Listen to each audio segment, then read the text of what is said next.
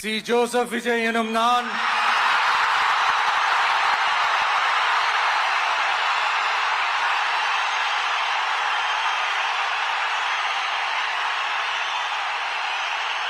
சட்டப்படி அமைக்கப்பெற்ற இந்திய அரசியல் அமைப்பின்பால் உண்மையான நம்பிக்கையும் மாறா பற்றும் கொண்டிருப்பேன் என்றும் இந்திய நாட்டின் ஒப்பில்லாத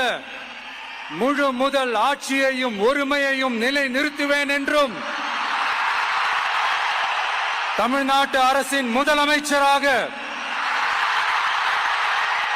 உண்மையாகவும் உளச்சான்றின்படியும்